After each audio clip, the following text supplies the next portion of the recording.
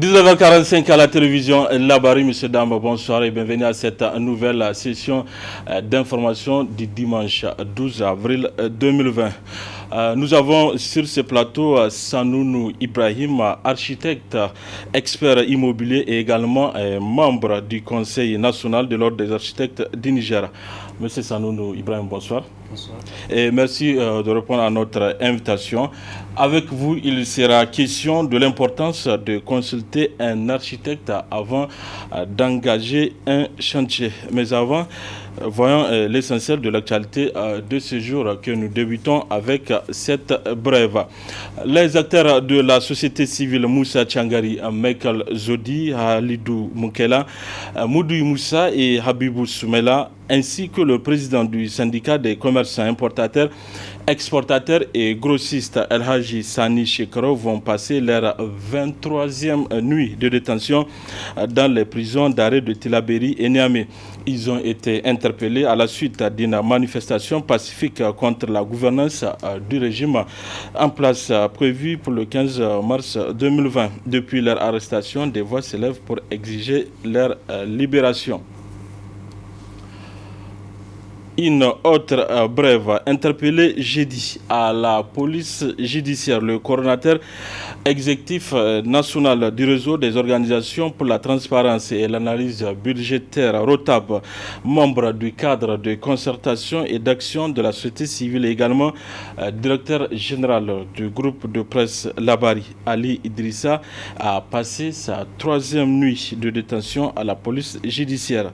Cette interpellation est en lien avec les activités de l'activiste. Depuis l'arrestation de leurs camarades de la société civile le 15 mars dernier, à la suite d'une manifestation pour, entre autres, dénoncer le détournement de plusieurs milliards de nos francs au ministère de la Défense nationale, Ali Idrissa publiait régulièrement des posts sur les réseaux sociaux pour condamner l'incarcération de leurs camarades, mais aussi pour dénoncer l'affaire de détournement du ministère de la Défense, en rappelant chaque fois les noms des personnes qui seraient impliquées dans cette affaire. L'Assemblée nationale a voté hier lors de sa séance plénière à huis clos l'état d'urgence sur l'ensemble du pays pour une durée s'étalant de ce jour 12 avril 2020 au 11 juillet prochain. Pour mieux cerner cette loi suivant les explications du constitutionnaliste Hassan Boubacar. La loi sur l'état d'urgence qui a été adoptée en 1998, la loi 98 24 du 11 août 1998 réglementant l'état d'urgence modifié par la loi 2015-07 du 10 avril justement a précisé que l'état d'urgence peut être déclaré sur tout ou partie du territoire national et au-delà de 15 jours, la prorogation de l'état d'urgence ne peut être autorisée que par une loi pour une durée de 3 mois renouvelable. Donc après la déclaration d'état d'urgence du 27 mars, donc après les 15 jours, c'est tout à fait normal, conformément à ces dispositions législatives, que le gouvernement puisse préparer un projet de loi qu'il soumettra à l'Assemblée nationale pour qu'il puisse justement proroger l'état d'urgence pour les 3 mois renouvelables. Donc c'est tout à fait normal cette procédure et je pense que cela ne va pas certainement peut-être impacter contrairement à l'angoisse ou aux inquiétudes tout à fait normales des gens. Si on fait 3 mois d'état d'urgence, est-ce que cela veut dire que pendant 3 mois, le couvre-feu, par exemple, pour la région de Niamey sera maintenu? Est-ce que ça ne va pas impacter les élections, ainsi de suite, un certain nombre de choses? Vous savez, la question du couvre-feu à Niamey, c'est une situation particulière parce que le foyer de cette maladie, de cette pandémie au Niger, c'est la ville de Niamey. Et justement, dans le cadre de l'état d'urgence, la loi dit que lorsque l'état d'urgence est déclaré, donc il donne pouvoir au gouverneur pour la région et pour le ministre de l'Intérieur pour l'ensemble du territoire pour prendre un certain nombre de mesures attentatoires aux libertés, notamment la liberté de circulation, la liberté d'aller et venir, la circulation des véhicules, de dégager des zones de protection, ainsi de suite, un certain nombre de mesures. C'est dans ce cadre-là que le couvre-feu a été instauré dans la ville de Niamey. Et malheureusement, ce couvre-feu a été reconduit pour pouvoir justement prendre des mesures de prévention contre la propagation de cette maladie terrifiante. Je pense que le durcissement des mesures qui sont attentatoires aux libertés se justifie par les contextes locaux en vérité. Quelque part aujourd'hui, il faut dire, peut-être si Niamey est sous couvre-feu, quelque part la population a contribué par le non-respect des mesures édictées précédemment et avant que le gouvernement, en tout cas avant qu'on ne fasse recours à l'état d'urgence sanitaire et avant qu'on ne prenne la mesure de couvre-feu. Si la population justement respecte cette situation pour pouvoir circonscrire justement la maladie pour qu'elle ne se propage pas, certainement que les jours à venir, ces situations-là, puisqu'elles sont vraiment très restrictives des libertés, et au fur et à mesure quand on évalue et qu'on voit que la maladie est en train d'être circonscrite, elle n'est pas en train de... Le nombre de personnes positives n'est pas en train d'être augmenté.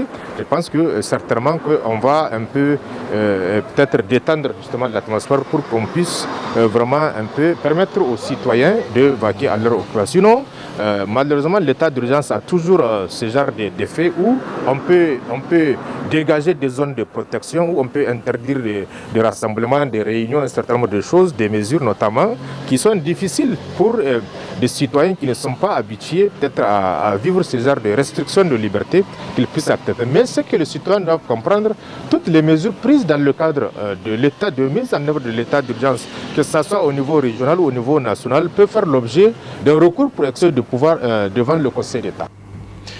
La communauté chrétienne du monde entier célèbre la fête de Pâques, communément appelée celle de la résurrection du Christ, une fête pour laquelle les églises vont beaucoup manquer aux chrétiens à cause du confinement dû au Covid-19. Pour plus de détails sur cette fête chrétienne et sa spécificité cette année, suivant les explications du pasteur de l'église évangélique Grâce Tambernal, Moïse Laley. La plus grande de toutes les fêtes, c'est la fête de Pâques. Donc, ça a une grande valeur pour nous les chrétiens. Cette fête de Pâques aujourd'hui typifie exactement ce qui était arrivé au premier Pâques, au temps de Moïse. Parce que c'est la mort qui passait dans le pays et Dieu a dit à l'Israël, prenez un agneau par famille. Donc, c'est une fête d'abord familiale. C'est une fête significative pour préserver la vie de la famille. Et aujourd'hui, je crois que beaucoup de familles sont dans leur maison à cause de Covid-19. Et c'est un fléau qui amène la mort. Et tout le monde veut échapper cette mort. Et pour que Dieu puisse laisser l'Israël échapper la mort qui va frapper l'Égypte et leur idole, alors Dieu a dit, mettez le sang et gardez l'agneau, rôtissez l'agneau et mangez cela. Donc c'est très très très important. Et dès qu'ils ont fini de manger l'agneau et ils ont mis le sang, l'ange de la mort a passé dans le pays. Tous ceux qui n'ont pas suivi Moïse, le prophète Moïse, tous ceux qui sont des Égyptiens, qui ont des premiers-nés, tous sont morts, même jusqu'aux animaux. Et Dieu a frappé les dieux d'Égypte. Et aujourd'hui, les dieux d'Égypte, je les symbolise comme Covid-19 est en train de passer sur toute la planète et il est en train de tuer. En réalité, les grands hommes sont en train de paniquer. Toute la terre se panique. C'est exactement ce qui est arrivé en Israël. Le roi, Pharaon, ses ministres, tout panique et la mort frappait seulement. Les animaux, et les premiers-nés des animaux, les hommes. Jusqu'à Pharaon avait un enfant très aimé qui est premier-né. Il est frappé. L'enfant est mort. Et il l'a amené à son fétiche. Il l'a amené à ses dieux, pensant qu'ils vont le ressusciter. Mais leur Dieu n'a pas la vie parce qu'ils ont des yeux, ne voient pas, des oreilles n'entendent pas, de la bouche, ils ne parlent pas. C'est Dieu seul, le Créateur, qui a la vie et c'est lui qui détient la vie. Il a montré à Pharaon et c'est ça qui a obligé Pharaon à quitter. Maintenant, la Pâque signifie quoi? La Pâque, le mot Pâque signifie action de passé. C'est ça.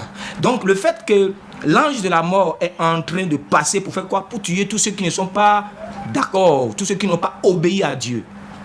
Et l'Israël, ils ont un prophète, plus la colonne du feu, et ils ont l'agneau pascal. Donc, je remercie Dieu pour cette Pâque spéciale que nous avons fait avec le confinement. C'est biblique, c'est dans la Bible, mais celui qui ne lit pas la Bible va dire, ah non, pourquoi on nous a fait ça? C'est prophétisé, parce que la Bible a dit que l'homme ne va pas vivre seulement de la nourriture, mais l'homme vivra de toute parole qui sort de la bouche de Dieu. Notre âme, le corps là va retourner à la poussière, mais notre âme est très précieuse. C'est pour l'âme que Jésus est mort. Il est ressuscité pour notre vie. Il est le seul prophète qui a laissé la tombe vide. Donc nous remercions Dieu pour cela. Moi je prie Dieu d'aider ce pays, d'aider tous les pays dans lesquels il y a ce problème. Et beaucoup de chrétiens ont été tristes parce qu'ils ne voient pas l'écriture. S'ils voyaient l'écriture, on voit que quand Jésus même était mort, les apôtres étaient cachés. Chacun était dans sa maison. Et c'est comme ça. C'est après la résurrection que les apôtres sont un peu réjouis. Mais c'est quand ils sont partis maintenant à la Pentecôte, que maintenant c'est une autre fête encore. Quand ils sont partis à la Pentecôte, une force Jésus les a donné la force pour aller porter la parole, parler de lui, apporter la bonne nouvelle. La bonne nouvelle c'est quoi? Il est ressuscité pour notre justification. Jésus qui est mort, qui était mort, est ressuscité et il est vivant au siècle des siècles. Nous remercions Dieu pour cette Pâque de confinement. C'est une gloire. Le monde du football nigérien se mobilise contre le Covid-19. Ce matin, les responsables des clubs de la Super League de football ont organisé dans les locaux de la FENIFOOT une action de sensibilisation. Plusieurs précisions avec Ibrahim Tikire sur les images de Sadou Domi. Les acteurs du football nigérien sous la direction de la Fédération nigérienne de football FENIFOOT sont plus que jamais engagés dans la lutte contre le Covid-19 au Niger. Ce dimanche 12 avril 2020, les clubs d'élite ont initié une action de sensibilisation pour accompagner les mesures préventives prises par le gouvernement contre la propagation du Covid-19. C'est pourquoi, comme un seul homme, en mettant de côté l'adversité qui caractérise les rencontres pour les gains des trophées et en agissant selon les directives du gouvernement telles que la Fédération nous les a adressées, nous avons décidé de ce qui suit. 1.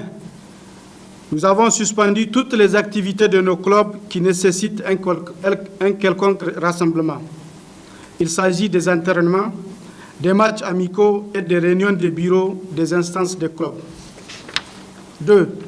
Nous nous engageons à mettre le personnel administratif et d'encadrement des clubs ainsi que les joueurs en congé payé. 3. Nous décidons de participer individuellement à une campagne de sensibilisation à travers une vidéo dans laquelle nous expliquerons aux footballeurs, au-delà au peuple nigérien, les gestes barrières à adopter contre la propagation du Covid-19. Mesdames et messieurs, je saisis cette occasion pour mettre chacun de nous devant sa responsabilité face à l'histoire. Que chacun puisse avoir la fierté de se rappeler un jour d'avoir lutté de toutes ses forces contre cette terrible épidémie. Monsieur le Président, encore une fois, merci de nous avoir mis devant nos responsabilités dans ce combat qui nous concerne tous, individuellement et collectivement. Pour sa part, le président de la Fédération nigérienne de football a salué cette initiative des dirigeants des clubs de la Super League du Niger. Si vous pensez que vous pouvez bien vous porter, ce n'est pas évident que d'autres s'en sortent. Alors que votre comportement peut avoir des conséquences sur la santé et sur la vie d'autrui. Donc la responsabilité de tout le monde est engagée. C'est pour ça qu'on demande à tout le monde d'adopter un comportement responsable, de respecter les principes édictés par le gouvernement et les autorités sanitaires. Il y a des incidents sur le plan mondial. Tout le monde a vu les interventions du président de la FIFA et du président de la CAF à travers les médias pour les reports des compétitions, pour en tout cas les dispositions prises aussi par les instances fêtières mondiales pour parer en tout cas à la crise créée par cette pandémie-là.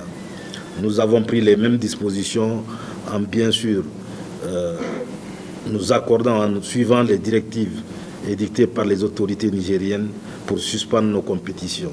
En plus des gestes barrières effectués par les dirigeants de Niamey, ceux de l'intérieur du pays ont envoyé des vidéos. En résumé, le message est le même: respecter avec rigueur et responsabilité les mesures de prévention prises par le gouvernement pour freiner la propagation du Covid-19 dans notre pays. Niamey a enregistré hier son énième effondrement d'immeubles en construction de la ville. Un accident qui a occasionné d'énormes pertes matérielles. L'on déplore également des blessés parmi les ouvriers de ces chantiers situés à quelques encablures de l'échangeur Malibéro. Le point avec Adam Soumana et Ibrahim Abdou. Il s'agit là des décombres d'un immeuble en chantier dans le 2e arrondissement de la capitale. Un effondrement d'édifices ayant occasionné d'importants dégâts. Nous ne déplorons aucune perte en vie humaine. Toutefois, les dégâts, c'est un bâtiment R+1, tout le bâtiment s'est effondré. C'est un bâtiment d'une valeur de 500 millions de francs CFA qui est tombé. Mais Dieu merci, le plus important pour moi, la vue de l'ingénieur, des manœuvres et des maçons vaut bien plus que l'or du monde. Donc je remercie vraiment le bon Dieu pour ce qui s'est passé. La fortune, elle est éphémère, Dieu la donne à qui il veut, il la redonne, il la reprend de la main de qui il veut. Nous avons que 2 blessés, Dieu merci. Et c'est des blessés vraiment, c'est des blessures légères. Ils ont rapidement été pris en charge par les pompiers. Là, ils sont en soins. Nous leur souhaitons un prompt rétablissement. Et déjà là, nous allons nous converger pour aller les voir, discuter un peu avec eux. En tout cas, je rassure l'opinion de se rassurer. Moi, personnellement, je me porte bien et toute l'équipe se porte très bien. Pour ce qui concerne la perte en vie matérielle, j'implore votre prière et que Dieu continue à nous assister davantage. Le plus important, c'est que nous soyons sortis sains et saufs. Donc il y en a qui disent que c'est l'école. Ce n'est pas le bâtiment de l'école, c'est un nouveau bâtiment sur l'aile est de l'école, de l'autre côté qui est en construction. Et malheureusement, toutes les normes quand même ont été respectées. Mais vous savez, lorsque décide qu'une chose soit, elle ne pourra que se passer. Alertés, les autorités de la ville comme de la région se sont rendues sur le lieu pour constater à leur tour les dégâts. C'est un accident qui est arrivé. Nous allons gérer ça avec beaucoup de responsabilité et voilà, et que nous espérons que les blessés vont s'en sortir très rapidement, Inch'Allah. Je suis arrivé ici affligé, mais à l'annonce des résultats de la promptitude de l'intervention de nos éléments de sapeurs-pompiers et des autres forces de la place, nous demandons seulement à tous les promoteurs des maisons en hauteur de se référer scrupuleusement aux techniciens de la ville de Niamey pour l'obtention de l'autorisation de construire et également d'accepter d'engager des ingénieurs civils pour le suivi de tels chantiers et également de s'approcher des architectes. Avec ce énième effondrement d'immeubles en chantier dans la capitale, l'autorisation de permis de construire certains bâtiments dans les centres urbains du pays se pose avec acuité. Monsieur Sanoun Ibrahim, je reviens vers vous. Vous venez de suivre avec nous dans ce reportage le énième effondrement d'un immeuble en construction dans la ville de Niamey.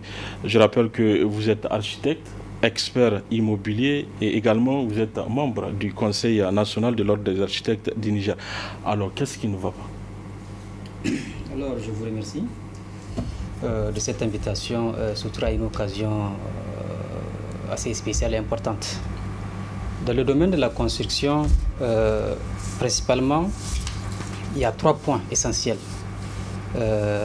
qu'il faut se demander. D'abord, d'une manière plus simple, comment garantir son investissement, et encore plus important, comment se sentir bien dans son habitat, le bien-être par son habitat. Et en 3e point, plus important, la vie humaine. La vie humaine, notez bien que quand tu construis ta maison, quand tu construis ton bâtiment, c'est les êtres humains qui vont l'abriter. Donc si c'est mal fait, vous voyez, c'est la perte en vie humaine qui est très importante.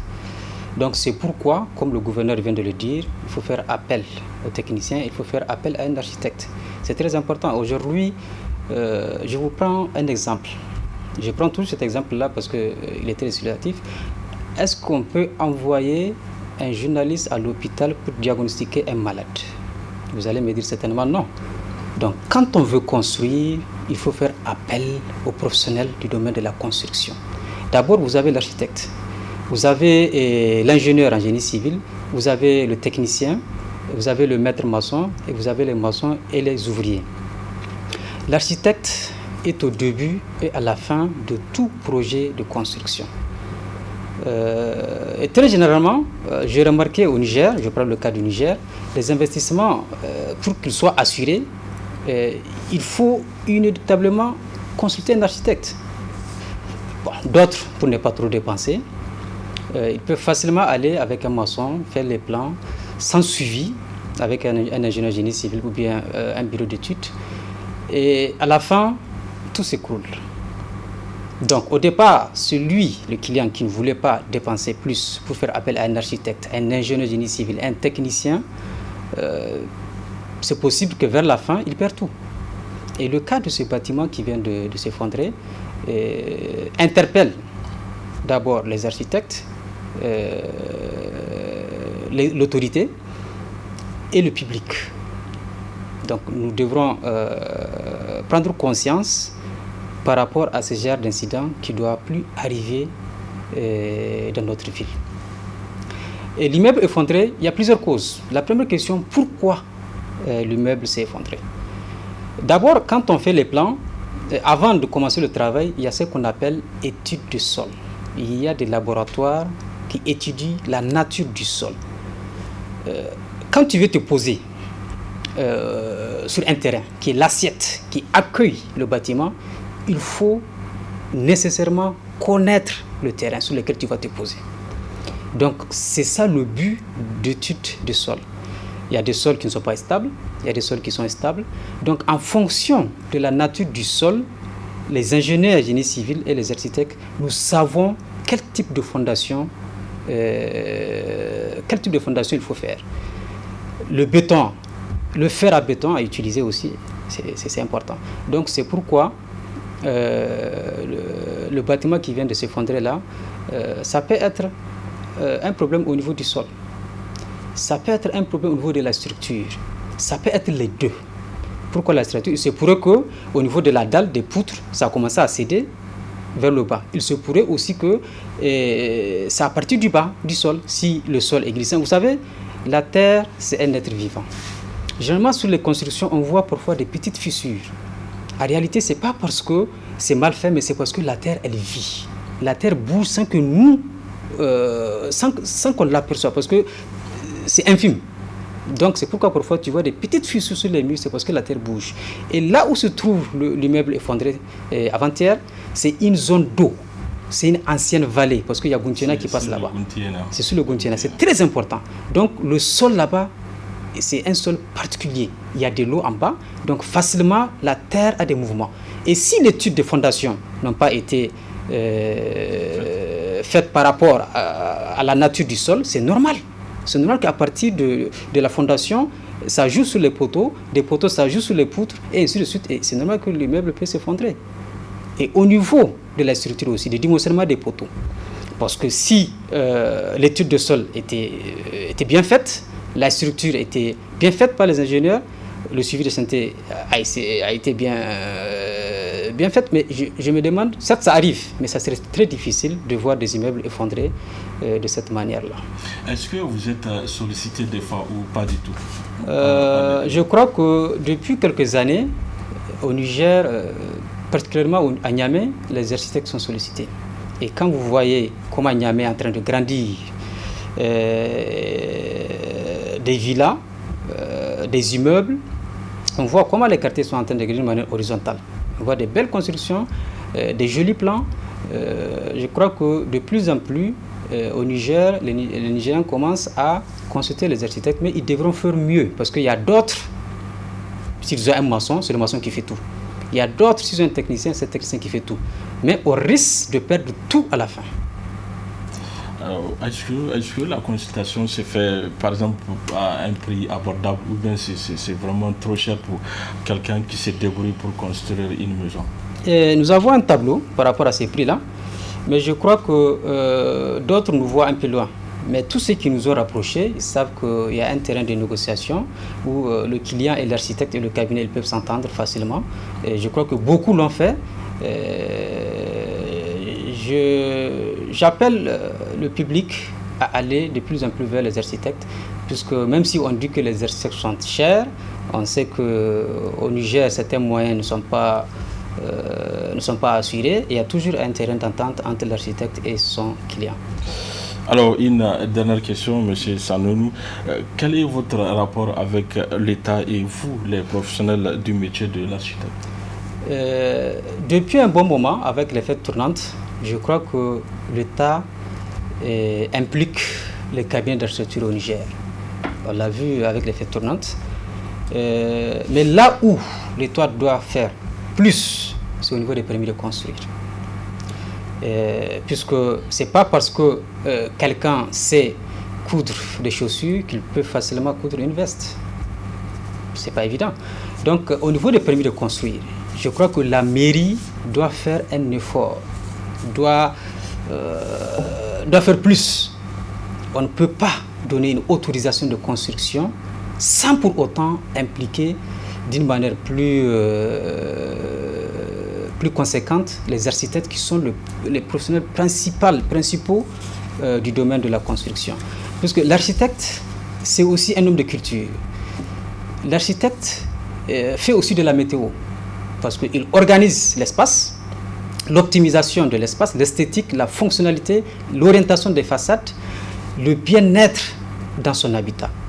L'architecte, c'est celui aussi qui tient compte des besoins, de la culture d'un client, d'une société. L'État doit beaucoup continuer à impliquer les architectes, surtout au niveau de l'aménagement de la ville. J'ai remarqué que, par exemple, moi, je n'ai pas connu le régime de Kounché qui a fait beaucoup de construction. Le régime que j'ai connu qui a fait beaucoup de construction, c'est l'actuel régime-là. Et je crois qu'on a investi beaucoup dans le bâtiment, dans les routes, on a beaucoup investi. Et je crois que l'État doit tenir compte d'un plan d'aménagement urbain. C'est très important. Une fois le gouverneur a une formation du ministère, le ministère de la formation professionnelle, le gouverneur nous disait qu'effectivement il y a ce plan-là, mais qui doit être actualisé. C'est très important. Pourquoi? Parce que tous ces investissements-là qu'on a fait ces dernières années, si vraiment c'était accompagné avec un plan directeur, ça serait une très bonne chose. Il faut qu'on zoome, il faut qu'on... je prends un exemple. Par exemple, on dit dans le centre-ville, on va faire des bâtiments d'affaires, d'administration. On prend exemple, je prends un exemple quelconque. On prend Bukoti, on sait que c'est l'habitat, c'est résidentiel. On prend vers l'ambassade, on sait que là-bas, c'est les ambassades. Donc, on doit zoomer. Il y a des parties, on sait qu'ici, c'est R+1, ici, c'est R+5, ici, c'est des simples villas, ainsi de suite. Donc, c'est comme ça que l'État doit organiser. Et puis, le tracé de la ville, elle est très importante aussi. Donc, c'est pourquoi tous les investissements qu'on a fait ces dernières années auraient dû être inscrits dans un plan directeur urbain. Monsieur Sanonou Ibrahim, merci d'avoir répondu à notre invitation. Je rappelle que vous êtes architecte, expert en immobilier et également membre du Conseil national de l'Ordre des architectes du Niger. Merci pour ces éclaircissements. Voilà, messieurs, dames, également, c'est tout pour ces 19h45 de la télévision Labari. Merci à vous de l'avoir suivi. Au revoir.